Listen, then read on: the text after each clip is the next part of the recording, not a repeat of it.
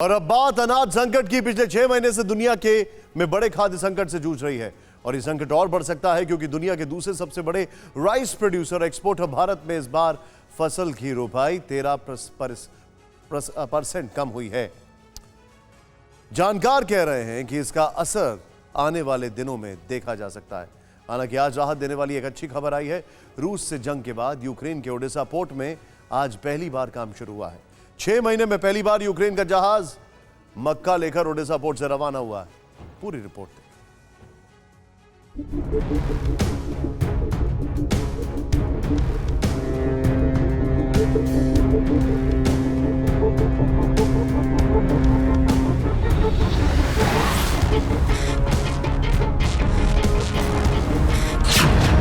ये यूक्रेन के Odesa port की महज चंद तस्वीरें नहीं, ये उम्मीद है, आशा है और भुखमरी के कगार पर खड़ी आधी दुनिया के लिए बड़ी राहत थी।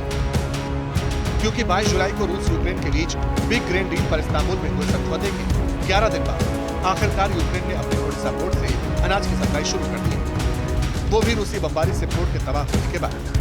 6 महीने में पहली बार ओडेसा पोर्ट से बाहरी दुनिया के लिए अनाज का पहला शिपमेंट तुर्की के लिए डिलीवर हो गया है।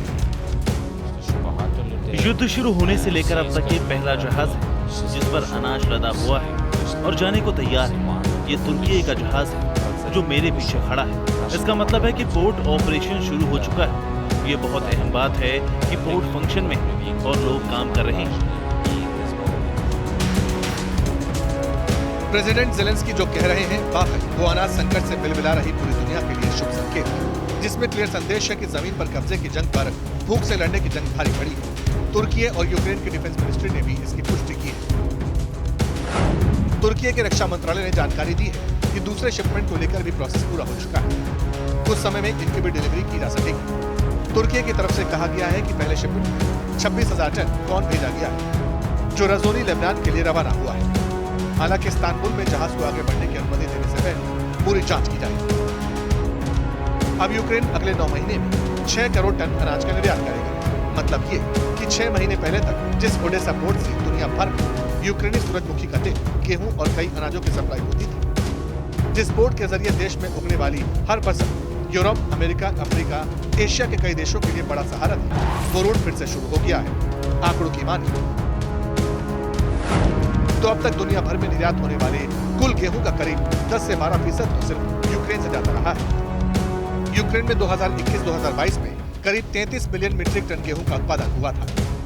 इसमें से लगभग 20 मिलियन मीट्रिक टन गेहूं को यूक्रेन ने ओडेसा पोर्ट से निर्यात किया था। ये सप्लाई लाइन 6 महीने बाद फिर से बहाल हुई है। ऐसे में ओडेसा पोर्ट की ये तस्वीरें दाने दाने को तरस रहे कई देशों के लिए जीवन दान से कम नहीं। अभी भी यूक्रेन के बंदरगाहों पर सैकड़ों जहाज खड़े हैं जिसे यूरोप से लेकर अफ्रीका तक भेजा जाना है। इन जहाजों में सैकड़ों मिलियन टन से ज्यादा अनाज है।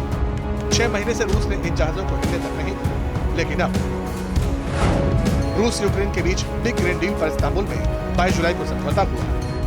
ग्रेन डील में इस बात पर सहमति बनी कि ब्लैक सी का रूट अब जहाजों के लिए खुल जाएगा।